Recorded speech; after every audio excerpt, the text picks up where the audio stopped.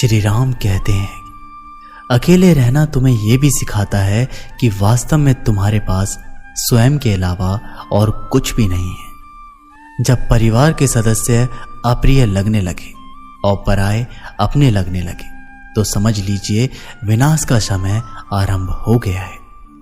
क्रोध आने पर चिल्लाने के लिए ताकत नहीं चाहिए, मगर क्रोध आने पर चुप रहने के लिए खूब ताकत चाहिए होती है। जो आपका है वो आपको मिलकर ही रहेगा, फिर चाहे उसे छीनने के लिए पूरी कायनात एक हो जाए। दो प्रकार के व्यक्ति इस संसार में स्वर्ग से भी ऊपर स्थित होते हैं। एक वो जो शक्तिशाली होकर भी क्षमा कर देते हैं, और दूसरे वो जो दरिद्र होकर भी कुछ दान करते हैं। प्रेम शरीर या सुंदरता को देखकर नहीं होता है, प्रेम हृदय से होता है। जहां दो हृदय मिल जाए वही प्रेम जन्म लेता है। किसी भी व्यक्ति को अच्छे से जाने बिना दूसरों की बातें सुनकर उसके प्रति कोई धारणा बना लेना मूर्खता है।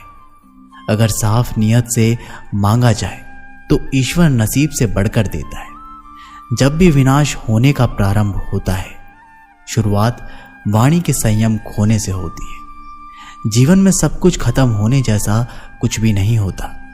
हमेशा एक नई शुरुआत हमारा इंतजार कर रही होती है। जीवन में यदि खुश रहना है तो अधिक ध्यान उस चीज पर दें जो आपके पास है, उस पर नहीं जो दूसरों के पास है। उस दिन हमारी सारी परेशानियां खत्म हो जाएगी, जिस दिन हमें यकीन हो जाएगा कि हमारा सारा काम ईश्वर की मर्जी से होता है। विपत्ति में धैर्य, वैभव में दया और संकट में सहनशीलता ही सर्वश्रेष्ठ व्यक्तियों के लक्षण है। जो व्यक्ति स्पष्ट और सीधी बात करता है उसकी वाणी कठोर जरूर होती है, लेकिन वह कभी किसी के साथ छल नहीं करता। जो अच्छा लगे उसे ग्रहण करो और जो बुरा लगे उसका त्याग, फिर चाहे वह विचार हो या कर्म हो या मनुष्य। बुराई बड़ी हो या छोटी हमेशा विनाश का कारण बनती है, क्योंकि नाव में छेद छोटा हो या बड़ा नाव को डुबा ही देता है। परिवार और समाज दोनों ही बर्बाद होने लगते हैं जब समझदार मौन और नासमझ बोलने लगते हैं। आप वापस नहीं जा सकते हैं और शुरुआत को नहीं बदल सकते हैं, लेकिन आप जहां हैं वहीं से शुरू कर सकते हैं और अंत को अवश्य बदल सकते हैं। जब उम्मीदें टूटने लगे, कोई रास्ता दिखाई ना दे, तो एक बार भगवत गीता की शरण में जरूर आ जाना। श्री राम कहते हैं कि जब हमारा दिमाग यानी कि मन कमजोर होता है तो परिस्थितियां समस्या बन जाती है, और जब मन स्थिर होता है तब परिस्थितियां चुनौती बन जाती है। जब हमारा मन मजबूत होता है तो परिस्थितियां अवसर बन जाती हैं। मनुष्य की मानवता उसी वक्त नष्ट हो जाती है जब उसे दूसरों के दुख पर हंसी आने लगती है। श्री राम कहते हैं, शरीर में रहने वाले का वध कभी भी नहीं किया जा सकता, अतः तुम्हें किसी भी जीव के लिए शोक करने की आवश्यकता नहीं है।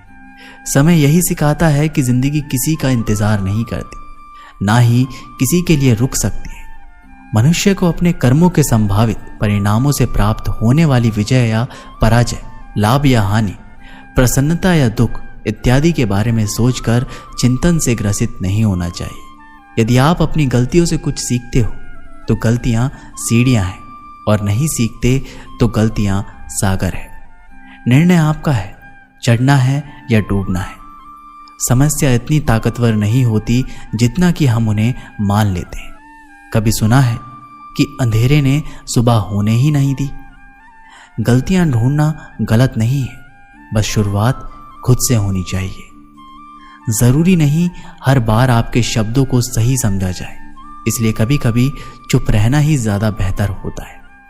जो जितना अधिक शांत होता है वो उतना ही गहराई से अपनी बुद्धि का प्रयोग कर सकता है। सबसे समझदार और स्थिर बुद्धि वाला व्यक्ति वही है जो सफलता मिलने पर अहंकार में नहीं आता और विफलता में गम में नहीं डूबता। प्रशंसा हो रही हो तो ज्यादा सावधान रहने की जरूरत है। जिसने मन को जीत लिया है उसके लिए मन सर्वश्रेष्ठ मित्र है, किंतु जो ऐसा नहीं कर पाया उसके लिए उसका मन सबसे बड़ा शत्रु बना रहेगा। नकारात्मक विचारों का आना तय है, परंतु ये आप पर निर्भर करता है कि आप उन्हें कितना महत्व देते हैं। हमेशा याद रखना, बेहतरीन दिनों के लिए बुरे दिनों से लड़ना पड़ता है। जीवन में कुछ भी स्थायी नहीं है, इसलिए स्वयं को अधिक तनावग्रस्त ना करें, क्योंकि परिस्थितियां चाहे कितनी भी खराब हो, बदलेगी जरूर। संसार में परेशानी देने वाले की हस्ती कितनी भी बड़ी क्यों ना हो, पर भगवान की कृपा दृष्टि से बड़ी कभी नहीं हो सकती। प्रेरणा का सबसे बड़ा स्रोत आपके अपने विचार हैं, इसलिए बड़ा सोचें और खुद को जीतने के लिए हमेशा प्रेरित करें। जिसने मन को जीत लिया है उसने पहले ही परमात्मा को प्राप्त कर लिया है, क्योंकि उसने शांति प्राप्त कर ली है।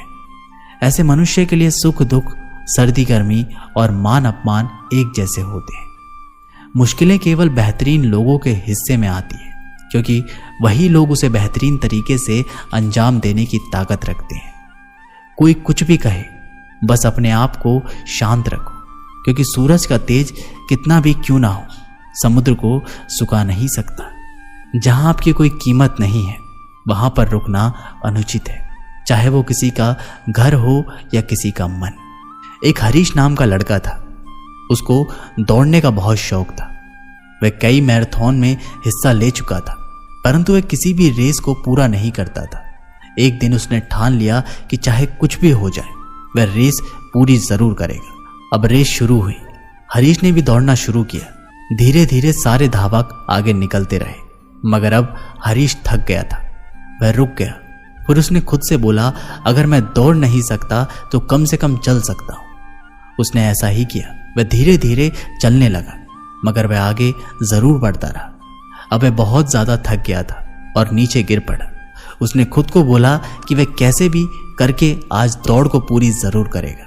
वह जिद करके वापस उठा, लड़खड़ाते हुए आगे बढ़ने लगा और अंततः वह रेस पूरी कर गया।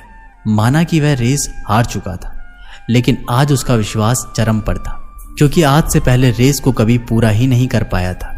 वह जमीन पर पड़ा हुआ था, क्योंकि उसके पैरों की मांसपेशियों में बहुत खिंचाव हो चुका था। लेकिन आज वह बहुत खुश था, क्योंकि आज वह हार कर भी जीता था।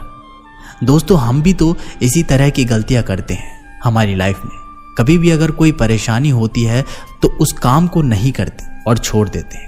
अगर आप एक स्टूडेंट हो और रोज 10 घंटे पढ़ते हो और किसी दिन कोई परेशानी की वजह से आप पढ़ाई नहीं करते, मगर आपको भले ही 5 घंटे मिले, पढ़ना जरूर चाहिए। हरीश की कहानी से हमें ये सीख मिलती है कि अगर हम लगातार आगे बढ़ते रहें और एक दिन हम हार कर भी जीत जाएंगे। छोटे छोटे कदम बढ़ाते जाओ और आगे बढ़ते जाओ, यही सफलता का नियम है। तो दोस्तों, इस वीडियो में बस इतना ही। आशा करता हूं कि आप लोगों ने इस वीडियो के माध्यम से बहुत कुछ सीखा होगा। मिलते हैं एक नई वीडियो के माध्यम से, तब तक के लिए अपना ख्याल रखिएगा। बहुत बहुत धन्यवाद। जय श्री राम।